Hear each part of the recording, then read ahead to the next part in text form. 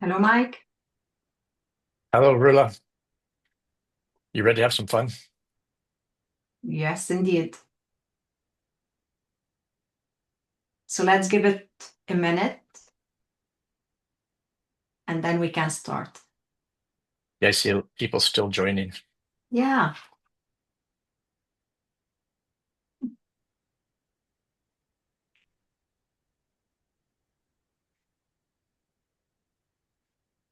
How's your weather there today? it's better than yesterday. Okay.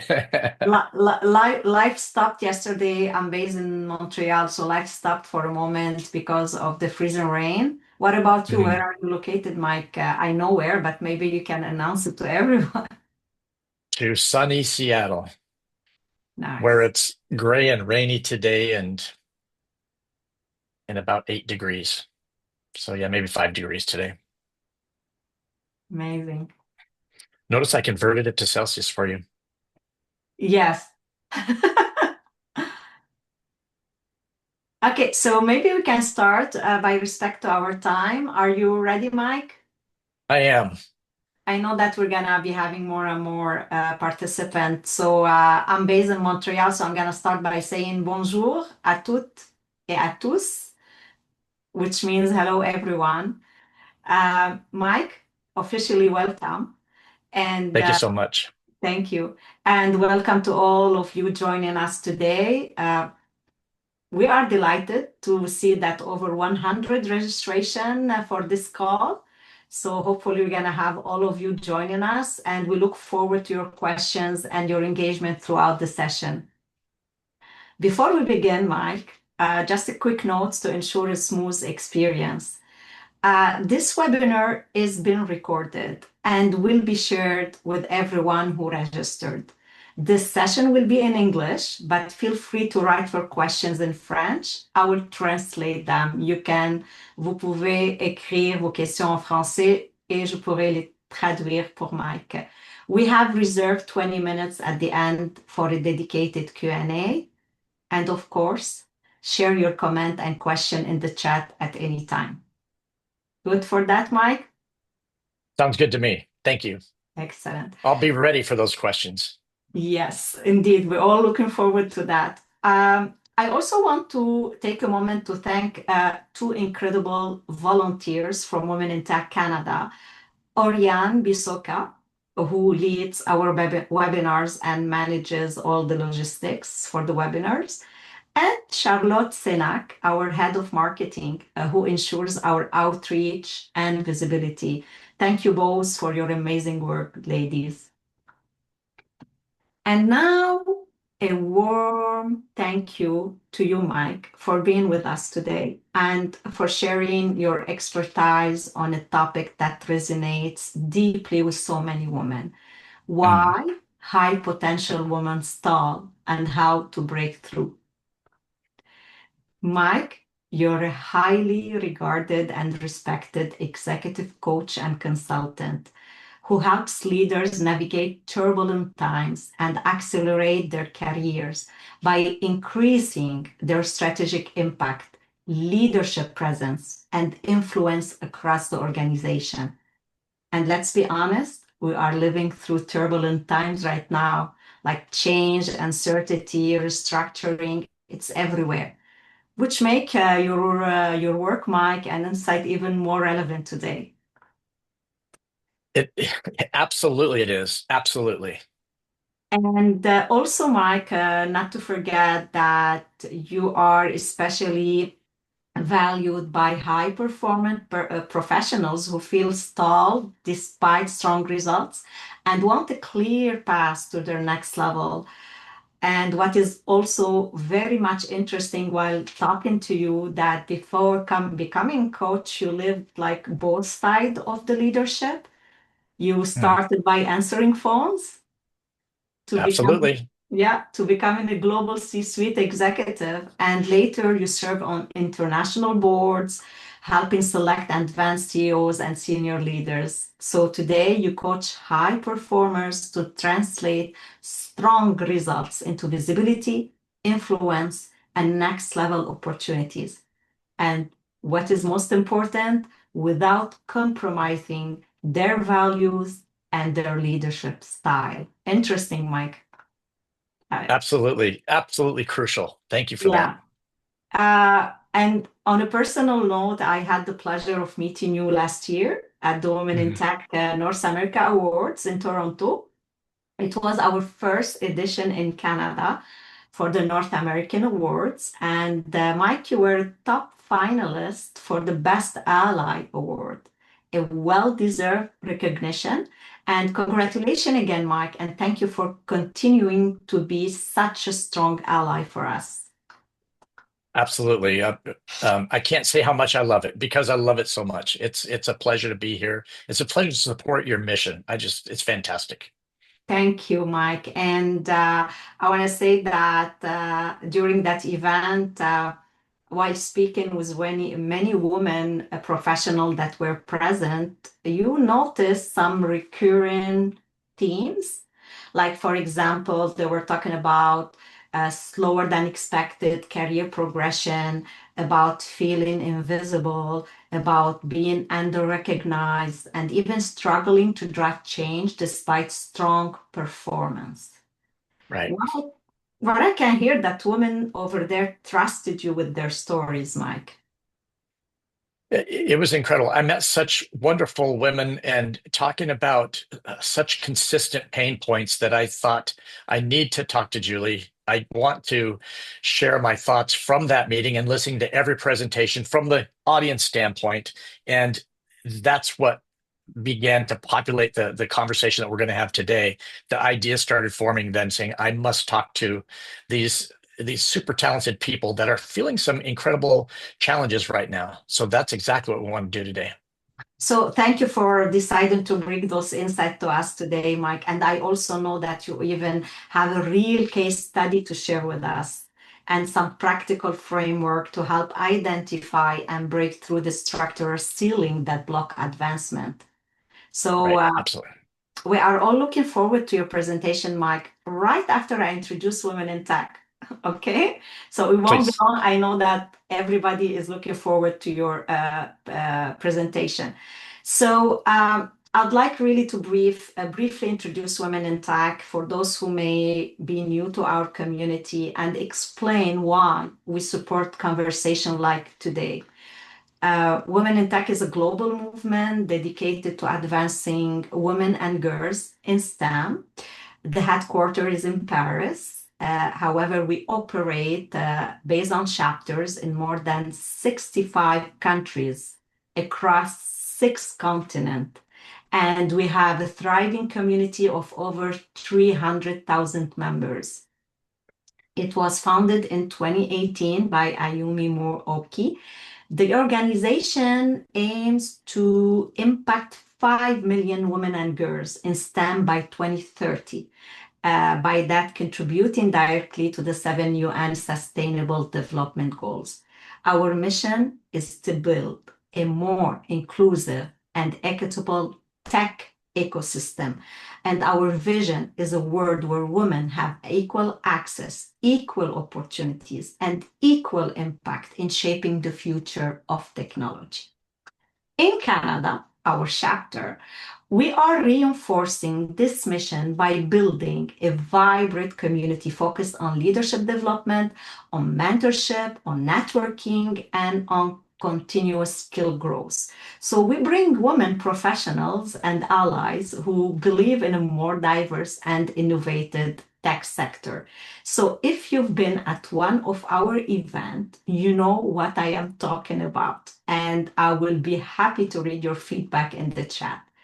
This year, Mike and everyone on the call is especially significant, and I want you to save the date. On September 9, Montreal will host the largest Women in Tech event in Canada and the United States, the North American Awards, September 9th. So we expect women professionals from across Canada, such Montreal, Toronto, British Columbia, the Maritimes, Calgary, and beyond, but even from across the United States, along with committed allies, companies, and organization. And we hope to see you again, Mike, on this beautiful day, September 9th. Beautiful. So what to expect is a leadership symposium in the morning and the glamorous evening awards ceremony celebrating excellence across 10 categories, like the one you were nominated to, Mike, the Best Ally Award. We even have Global Leadership Award, Lifetime Achievement. Everything is on our website. And this event, this North American Award, is part of a 7 regional awards. Like we have another one in Africa, another one in Europe, everywhere. And the finalists from each category and the winners from each category, sorry, not the finalists, the winners will become finalists at the Global Awards in Paris. Another save the date in November 2026. So it's a more than a celebration. It's a platform to elevate role models, accelerate representation, and reinforce the movement for women in tech across the world. So if you're wondering how to join us or how to know where to reach for such event or how to get to know such events, so I invite you to connect with our community. And as you can see on the screen, there's a QR code that you can scan and you'll be part of our community. One last thing before we begin, Mike, it's about your book giveaway. So we'll be having a book draw today for your book called The Better Way to Win, Leading in a Time of Crisis. So I want to thank you, Mike, for your generosity. And just to say that one participant will be selected and we will contact the winner after the session. So without further delay, Mike, the floor is yours. We are all ears.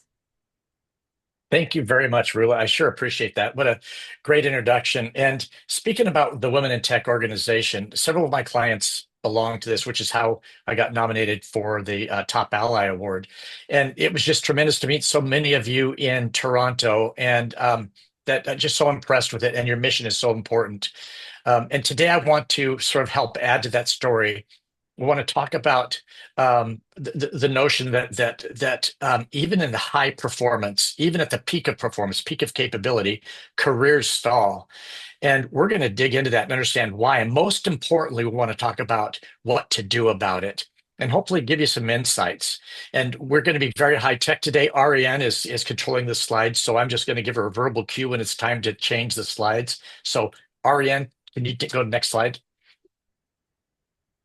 Thank you very much. All right. So today I want to talk about something that we call both sides of the desk. So as Rula mentioned, I started answering the phone at $7.50 an hour, went on to become a global executive, heading up businesses in Africa, Europe, Middle East, the UK, and then on the board of a couple of banks in London.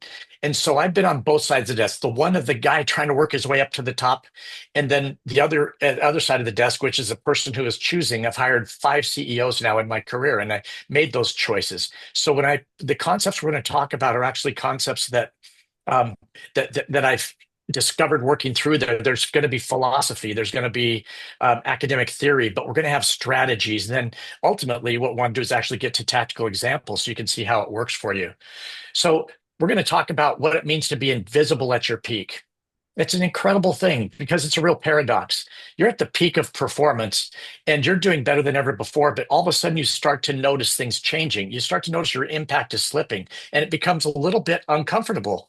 And what's happening is that there are 3 structural ceilings that are blocking the advancement. We're going to dig into those ceilings and understand how to be seen differently and heard differently, and kind of solve this problem even in a time of great stress. In fact, on the next slide, I want you to meet Monique, one of my clients. Ariane, so the next slide, please. All right. So talking about stress, I thought times pre-COVID were stressful for business. All sorts of issues happening. Thought, wow, it's never been more intense. COVID hit. That's a whole new level of intensity. Post-COVID, now there's a whole new thing that happened, and the whole great resignation and challenges there. Well, unbelievably today is even more intense, even more stressful. And what that does is create an emotional, an energetic reaction, especially if you feel you're not being heard or you're not being seen at work. And then especially for women in tech, that can be an industry where that's something that was somewhat of the norm, which is what we're fighting to change.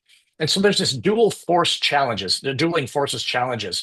And Monique, I had a conversation with her last week to prepare for this call, and she said, part of me says, you know what, the system is rigged. This is not for me. It's their issue. I just can't win. And then I go home and I just criticize myself. Why did I say that? Why did I do this? So this extrinsic, intrinsic challenge of what the problem is causes Monique to bounce back and forth and wonder. And she moves from a creative, very creative role. She's at one of the largest financial institutions in the world. She's head of AI implementation and digital development. And she's just trying to survive, much less create something new and implement it. And so the problem with this dual forces challenge is that she's trying to fix the wrong problem at the wrong time because she's trying to become aware of exactly what's happening. And so she doesn't know how to create a different outcome. So she's trying everything. And it was so interesting talking to her the other day because she's, I tried to act like my boss more. I tried to act like my boss's boss. I wanted to act like my peer who got promoted and I didn't. I tried this, I tried that. So that's a slippery slope that then really begins to change her confidence, and she starts to then become very insecure, and that's where she was. So we had a wonderful session, and we dug into this. So on the next slide, I want to talk about the first performance ceiling because, well, actually, I'm going to go over the three performance ceilings. Pardon me. So the first one is a skills ceiling. And that is a ceiling when you look at well, we'll get into, I'll describe it later, but skills, identity, environmental ceiling. Those are three things that are self-imposed ceilings, and I'm going to show you how to remove them today. So the next slide, Monique, please. All right. So the skills ceiling is how you're seen, how you show up. Now, when you think about what causes people to be seen as candidates for next level or being very appreciated in your current level, one of the first things that you'll hear mentioned, the most important thing is executive presence. And that word or that label begins to put mental images on our mind. What is executive presence? Oh, it means I must fold my hands this way. I must dress a certain way. I must sit a certain way. I must act like that person or that person. And in reality, we want to simplify it because executive presence is nothing more than your personal brand. Okay, what's your personal brand? The personal brand is the expression of your personality in the workplace.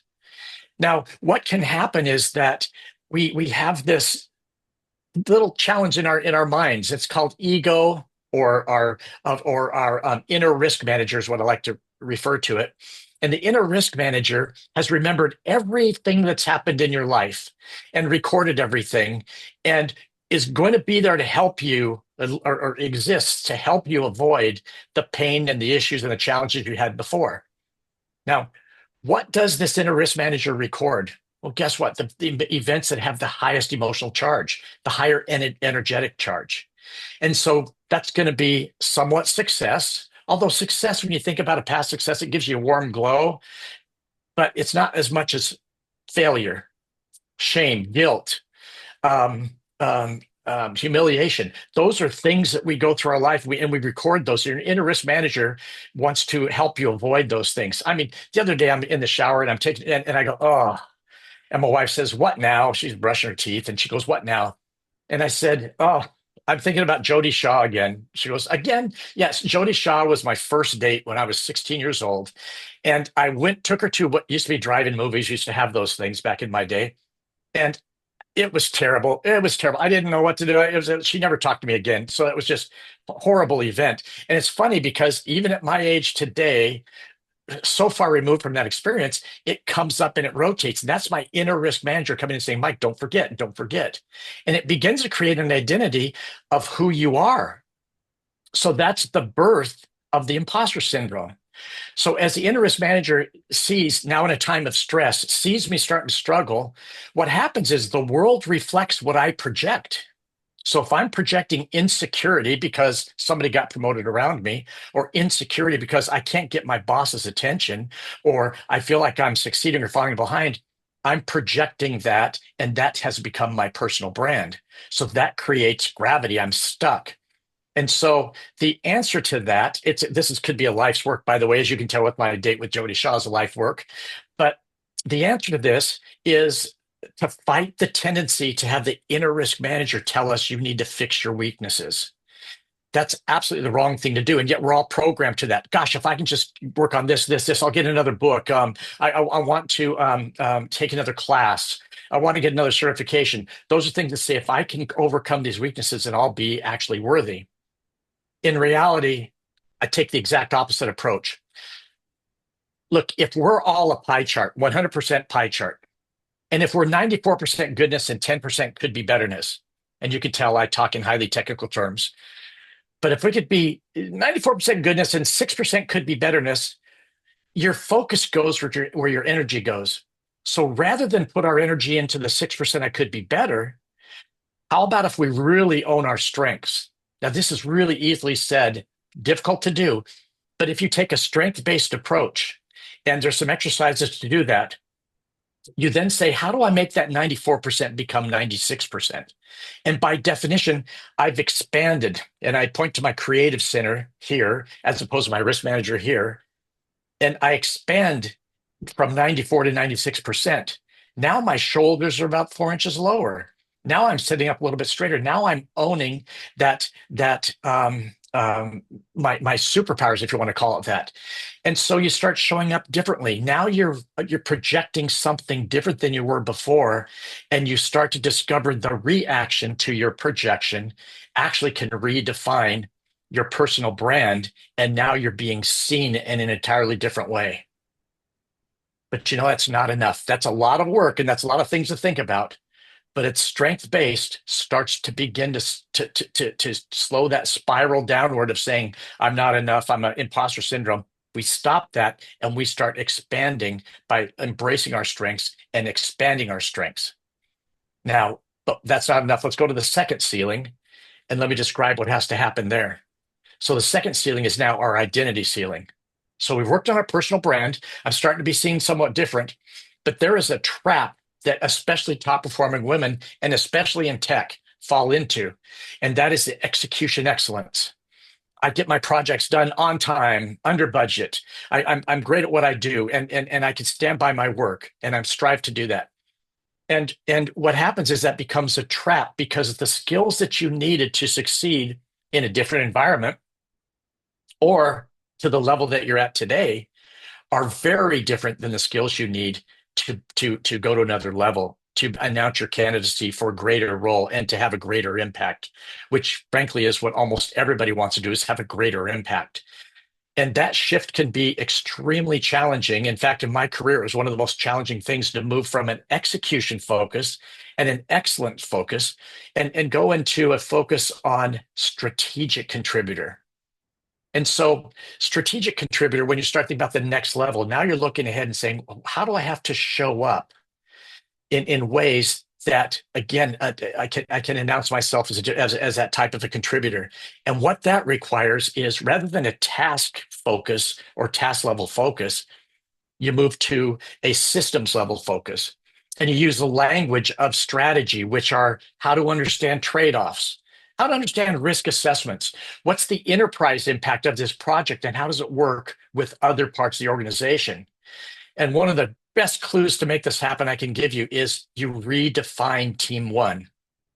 So when you think about it, I'm trying to impress everybody with how well I do my job and that I do it on time, under budget, and I do it to the best excellence, probably the best in the world at what I do.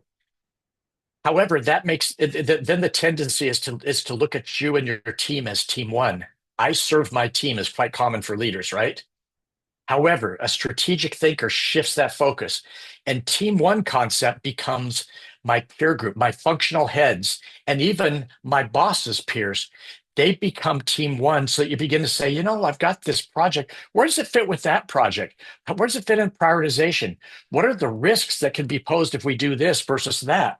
Is it really the most important thing, or can I fold it and attach to another project? Whatever the focus might be, the question is, how do I create a symphonic approach with the rest of the organization so that now I'm seeing around corners and I'm helping explain how this can answer questions before they're even asked? to bring this point to light, I want to talk about Jennifer.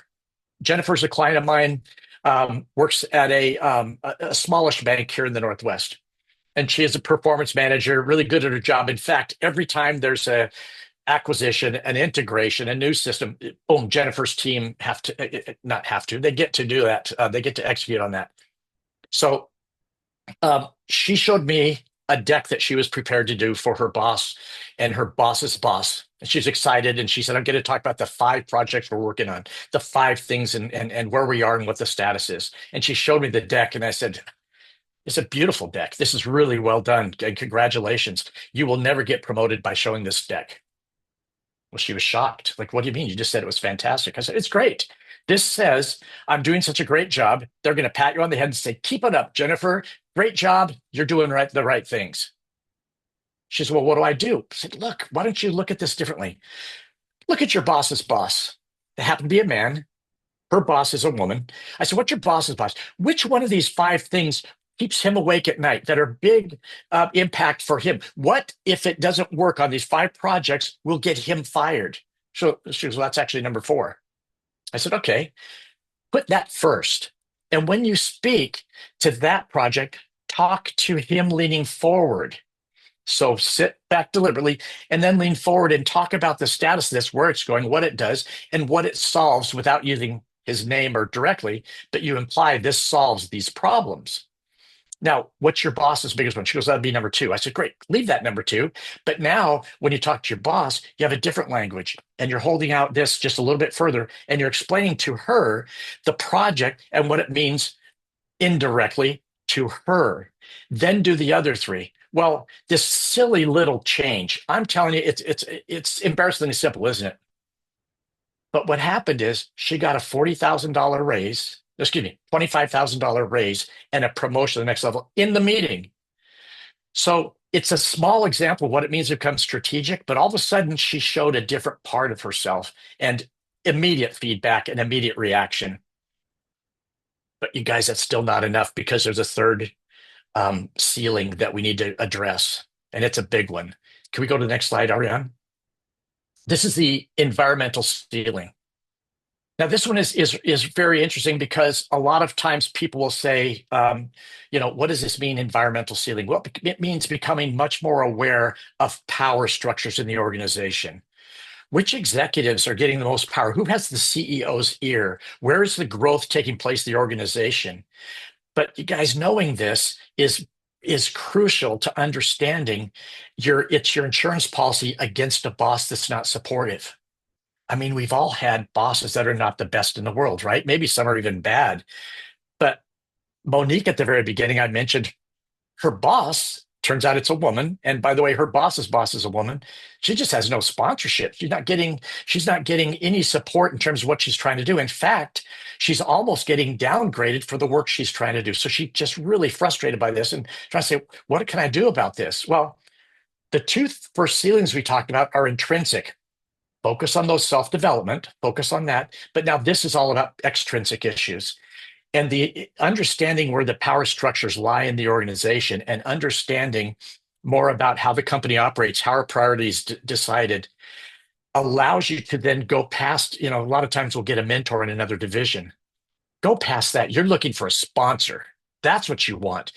Promotion decisions are made when you're not in the room. Your future's decided when you're not in the room. And often, especially when we're hiring CEOs or executives, the promotion decision was made before the interviews because we're watching things like executive presence, strategic input, but also the overall grasp of the entire environment and how they maneuvered around that.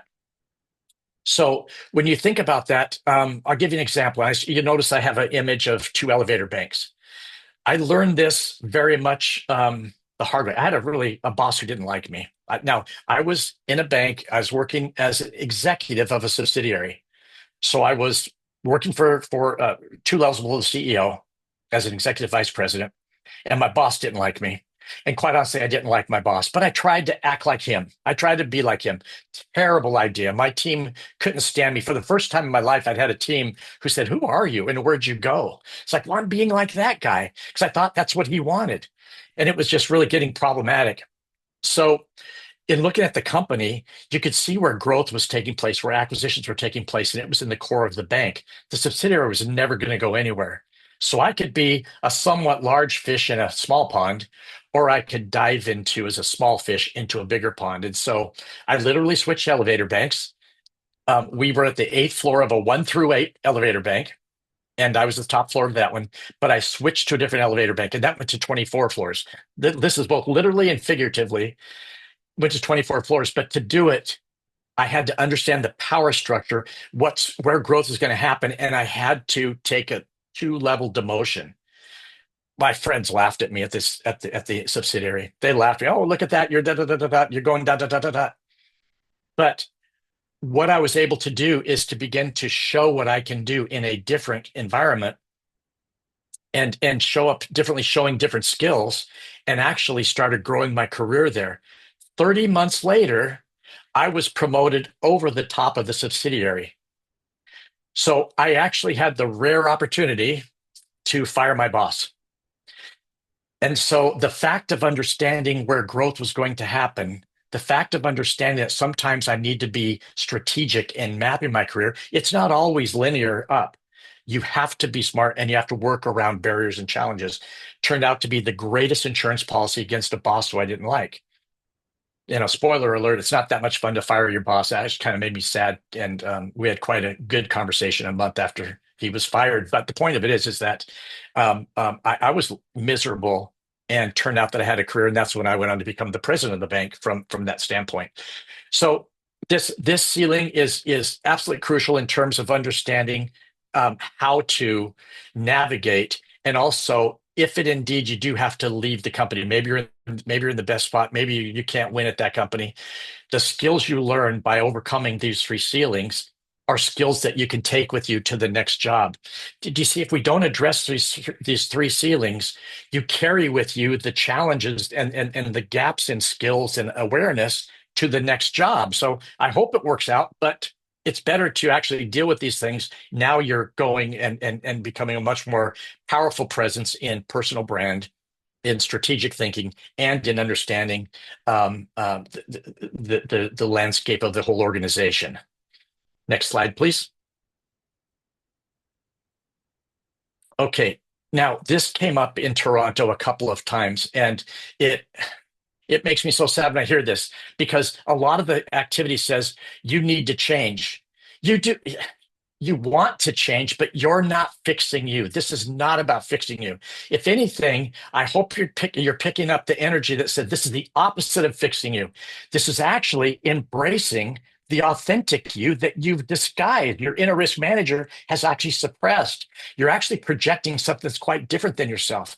This is actually all about coming to freedom to be who you are, but be more of who you are.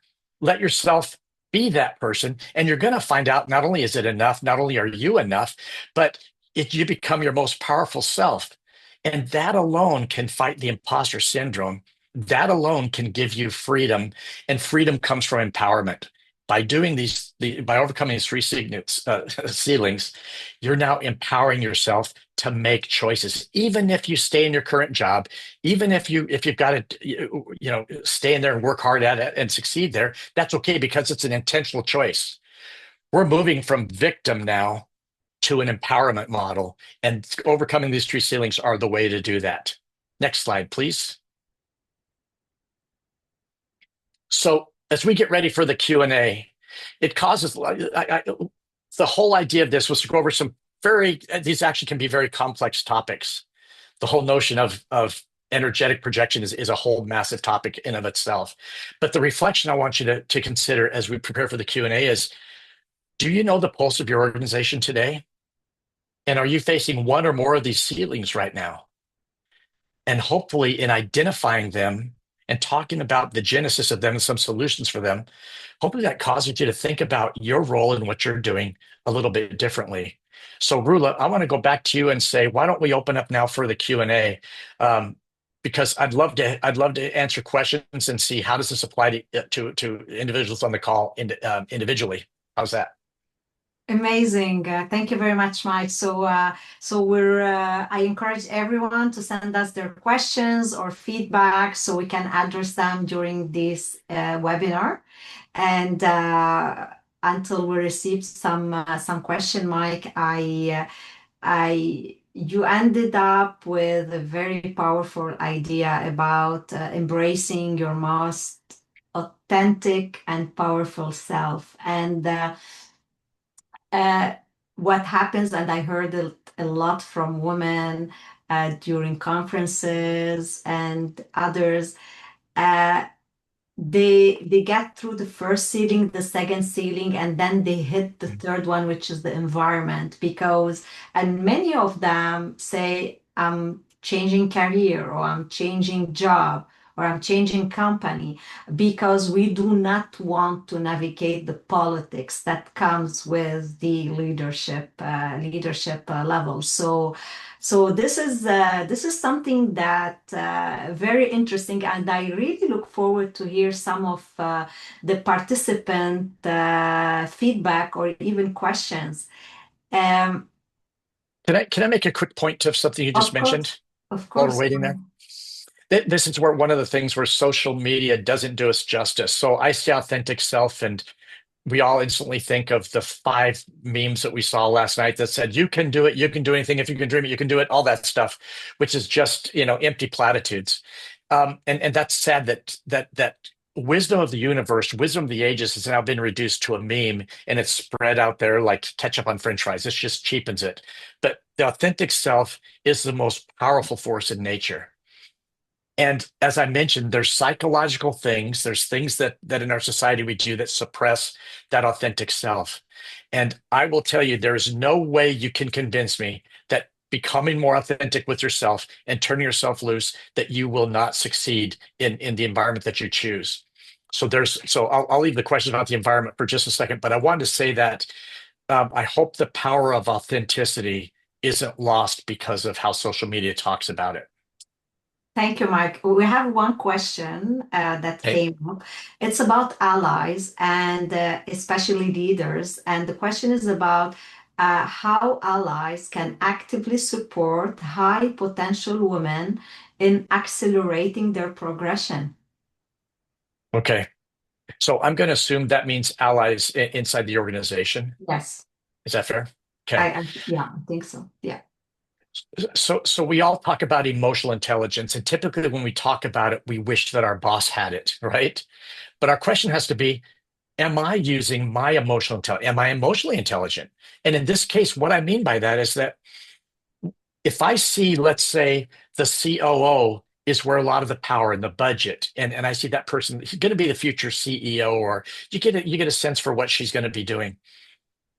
If you can understand what are their main issues, what will get them fired, what will get them promoted, what are things that they worried about, how do they handle multiple priorities, how do they handle multiple personalities, and especially if you're working on something and you reach out to that person and say, I want to show you where I am on this particular thing because it's going to impact your team. And I like to hear your feedback before we really go out with this because it'd be so valuable to hear that. That's different than asking, can you please mentor me and help me get a career like you? Because oddly enough, Rula, a lot of women that have moved up to higher levels don't leave the ladder down.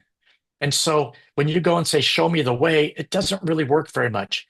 But if you say, I can see this impacts your team, and what you're getting to is how can I solve a problem that's going to bother you greatly down the line?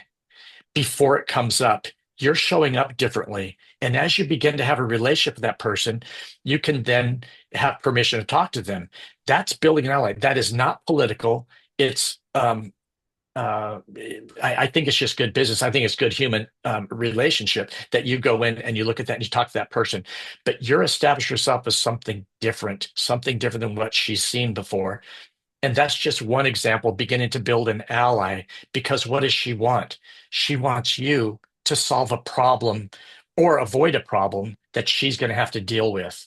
And that's what any, just like you with your team, what you want. You want your team to solve problems for you. Well, she's got problems. So that's a way to use emotional intelligence. You're creating an ally.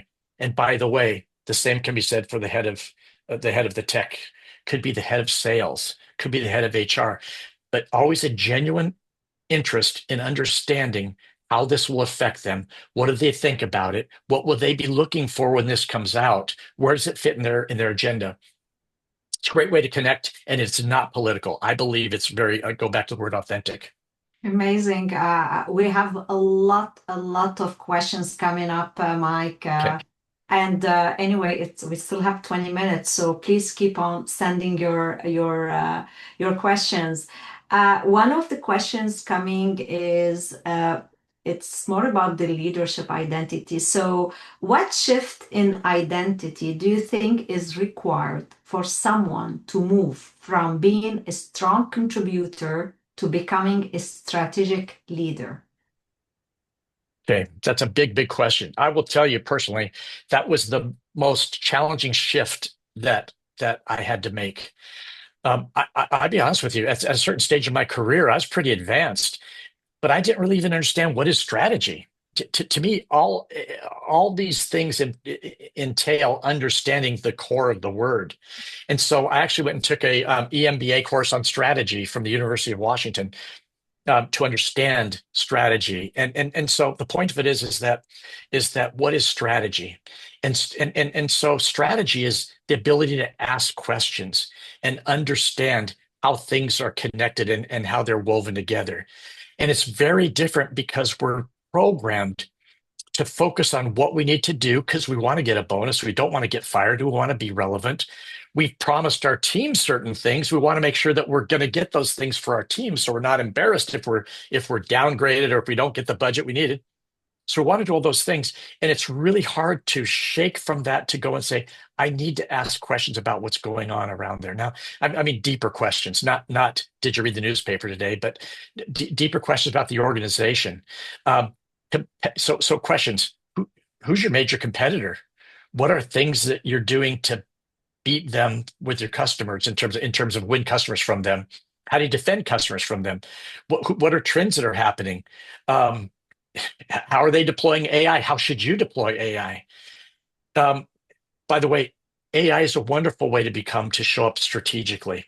It's a wonderful way because nobody knows what they're doing with it. Pardon me. The people on this call know what they're doing with it, but I can tell you board members don't even know what questions to ask. So, so you guys know. So when you're talking to somebody and you start to think strategically, it seems that AI is a pretty big thing coming, but people are not doing it correctly. So how can you help the organization do that? It's a wonderful way to help redesign what the company should look like in a very um, um, almost knowing that you have a high level of expertise that other people won't have in the company. Now, that's a pretty squishy answer. It's a pretty long answer. I apologize. Sometimes the longer the answer is, the worse it is. So I'll cut off there, but I hope that helps answer the question about the strategic shift. Yes, thank you. I know that we cannot go into all the details, but at one point, if she wants more details, she can reach out to you, of course, Mike. Another question about confidence, and someone is asking, do you have any recommendation on how to rebuild your confidence Mhm. in your strengths after a layoff, and we know that it's happening more and more these days. And I just want to put my idea on this because recently I was at Please. a conference, and we were talking about imposter syndrome, and one of the people were saying that to how we say uh, remove the imposter syndrome or to weakness. What she's doing is that she's more and more investing in learning, acquiring new skills, acquiring new certification. And another person was saying, yeah, but it doesn't mean that you're removing completely the imposter syndrome because it's something that's gonna keep up on coming. It's something that is human, so it's gonna always exist. So there's multiple opinion, Mike, on that. And back to the question, how to rebuild your confidence in your strengths after a layoff. Okay. It's obviously timely and a huge issue right now. And as difficult as it is, visualize, is soccer in Canada called soccer or football?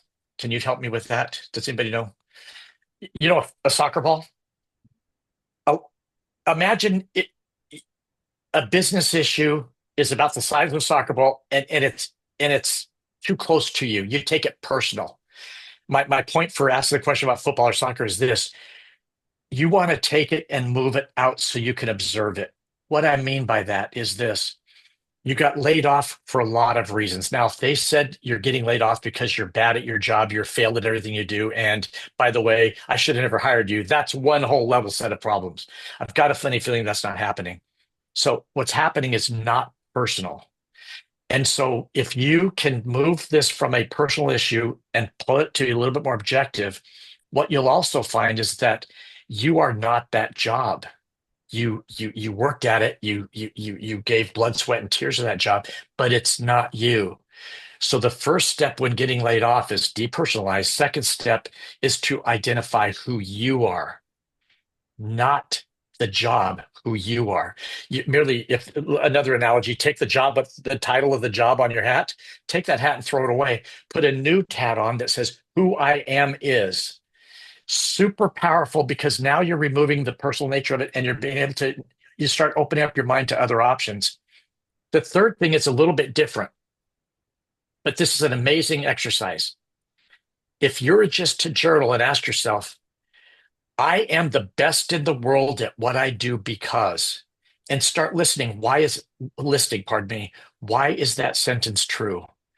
And all of a sudden you start converting from I'm a failure. I was laid off because I didn't say this. I got laid off because I didn't say that. I got laid off, all these things, which do not help you. They don't help you. They decrease confidence. You go back and say, you know what? I am the best in the world. And I am the best in the world because I've done that, because I delivered that, because I'm the only person that my team ever held a going away party for, blah, blah, blah. Whatever it is, there's reasons to, and that starts to raise your vibration. I haven't said vibration yet, but it's a very big part of what we want to do. And that vibration comes from beginning to get rid of the narrative that this was personal, that you're a failure, and work on the narrative of saying, let's apply what I do and what I know and who I am to just a different arena. And to me, that begins to change the confidence. A little bit of a journey, I get it, but the sooner you do it, the better off you'll be. Wow, interesting, very interesting, Mike, especially when you were talking about this little hamster in our head. I should have done things differently. And especially in a layoff, when there's a layoff, what's happened is that, especially if you've been for a company for multiple years and many years, you start questioning. There's a lot of questioning about your identity.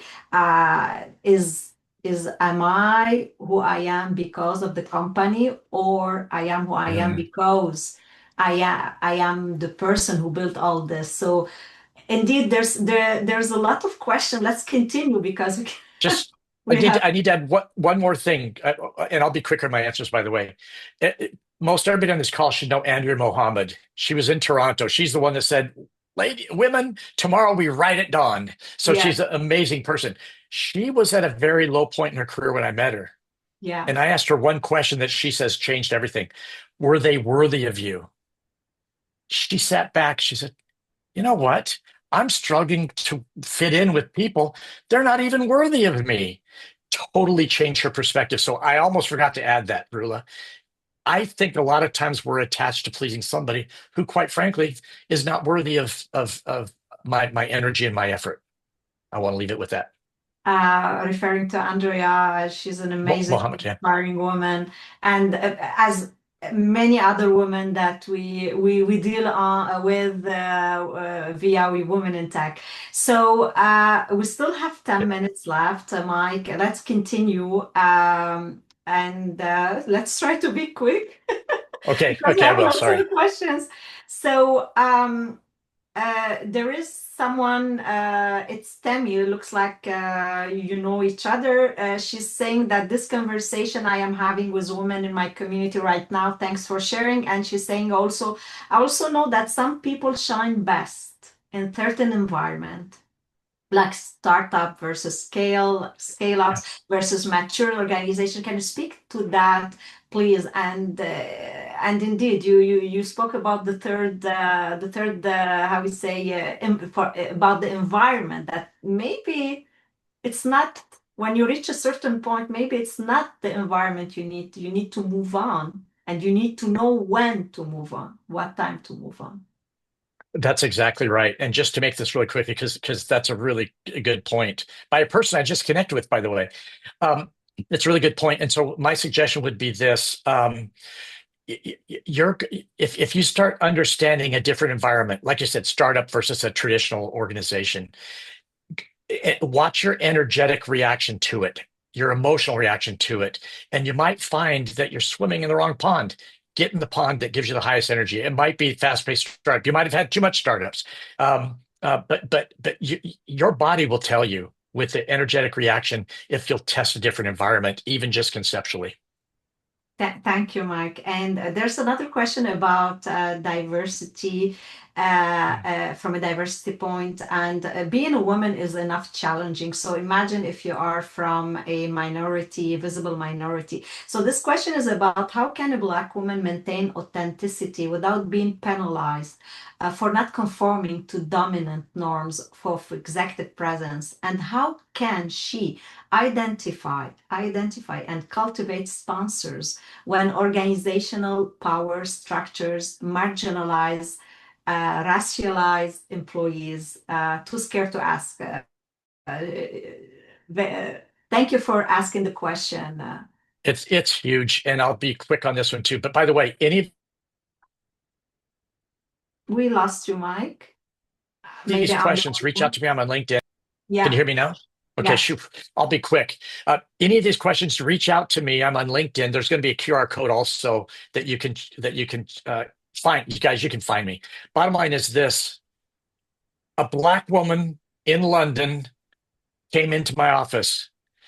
She was trying to fit in. She didn't work for me, but she said, "Will you please mentor me and help me? I'm having a hard time succeeding. I'm going to you because I see you have a different relationship with your team. Will you please and can you help me?" That was in 2007. To this day, we talk at least twice a month, and she's doing wonderful things. So take the end of your question. It says, when you don't have the courage to speak out, find the person who will listen. You can do it, and ask that simple question. Boy, it's such a big topic. We should really talk, but ask that question. I understand the challenges. By the way, I can understand it conceptually. I cannot feel the challenge, and I cannot pretend I feel it. But I can tell you, you want to approach that extremely strategically, and fear is your enemy. You've got nothing to lose by finding an advocate that you can say, "Hey, how do I navigate this environment? How do you show up?" And you'll find they will bend over backwards to put you in places where you can be seen and heard. Yeah, yeah. It makes me It's sad. a It makes big me so sad. question. It's a big Mm. question. We can maybe at one point also readdress that one of the webinars, and Yes. we go back, being yourself, stay yourself. This is your differentiator, being authentic. So another question, Mike, and we do have a lot, but as you said, Okay, if jeez. we cannot answer all of them, we'll surely create the opportunity to answer them. So there is someone who's saying that my current hurdles is going to the next level in my organization are fully remote environment. We know if you are seen, you have more chance to Yeah. be promoted. And a boys club, we hear it a lot, a lot, a lot, Yeah. especially at the leadership level in senior management. And then my direct boss, female, and boss, male, are great mentors and very supportive. But I get the feeling that they are also scared of losing me to better roles. So as if she's saying she's how we say, the victim of her own success. And I'm Yeah. doing my job well, managing one of the biggest and high revenue teams and clients. So what can I do to navigate these issues and make myself more visible? Okay. Again, huge question. Just quickly, let me say this. If your boss is a good advocate for you and her peer, I believe you said that, if they're good advocates for you, but they're afraid, first of all, they've navigated to a certain degree the old boys club. And so understand it. So seek to understand before you make yourself understood. Ask your boss, how do they deal with that? Are they afraid? Understand those questions. Understand where they are. I, Given the barriers that you've mentioned, I would seriously consider if you're in the right place. I hate to say that right off the bat without very much information, but one of the most empowering things, whenever I got really concerned, I didn't know how to navigate, I would refresh my CV. I might call a recruiter. Just empowering yourself, saying, I have a choice. And if you make the choice to stay there, you'll be surprised at how avenues start opening up for you to better understand what's going on. Why are people afraid? And why don't they live the values that they talk about every time the CEO speaks? That's what drives me crazy is they're living a different set of values. Yeah, So uh, again, I'll leave that answer right there, but you can tell this is yeah, a big one. yeah. And we have other questions, Mike. I think we need to make a part two of your webinar. Yeah, And I'd love to. And yeah, I almost wish we could make the call longer right now, but I don't know if Ariane would do that or if I don't know where our time is. But I, I, this is the we can do a follow up. yeah, we can do a follow-up webinar and answer all these questions, like because there's questions about, and you spoke about it at the beginning, like if too many times in a role of leadership, we are requested to be more aggressive, more dominant, like in a Yeah. male word, in a man word. So, or is it enough to be empathic and lead by corporation? So this is another question about also like sometimes the manager they are insecure, which means that they block your progression, your career Hmm. progression. There's a lot of question, Mike. Unfortunately, we still have like a couple of minutes for the closing remark, and also we have also an extra one slide. So I want to just quickly say that with hopefully we're gonna have a part two with you, Mike. And at the same time, at the same time, you're saying yes, so I take it for granted already. No, in fact, start with a Q and A. I Yeah, mean, you can we start can with the take a Q&A. 30-second, yeah, 30-second refresh. We'll make it Q&A. Thank you, thank you. So from my understanding is like we need to really identify what is primary becoming a blocker, and then reposition ourselves from a leadership and branding and identity perspective, and most important, becoming visible from a strategic, like choose your the project that makes you elevate. And these are small steps, hard to put them into motion, but these are small steps that really unlock real movement. I want to thank you again, Mike. I want to thank you for your generosity and also for being authentic, for being really generous. I'm repeating this word because you're very much generous with your sharing your expertise, and at the same time, small reminder, we're recorded, we're gonna send you the recording for all the participants, we're gonna do a draw for your book as well, and we have two barcode to know more about your book, but also another barcode to join our community of women in tech. And before we officially wrap up, Mike, I would like to give you the opportunity to still have 1 minute for a final word. Over to you. Uh, Thank you very much. Everything we're talking about, and by the way, the answer to every question that you guys give me, and we will cover them all the next call, I promise you. But listen, it's about moving from the passenger seat for your career and life, by the way. There's no work-life balance. It's called life. You're moving from the passenger seat into the driver's seat. And it starts with little steps, but it has huge, huge ramifications as you go down the road. This is about empowerment. It's about the freedom to say, I either choose to do something or I choose to do something different. So I will always encourage you that because I will never believe, no matter what your circumstance is, that you cannot get in the driver's seat and you cannot empower yourself to have a different outcome from the efforts that you have right now. That's what I guarantee. Love it, Mike. Thank you very much. Thank you for being here. Thank you, everyone, for your participation. Have a wonderful day, and we look forward to seeing you on the next one. Thank you. A bientôt. Bye bye.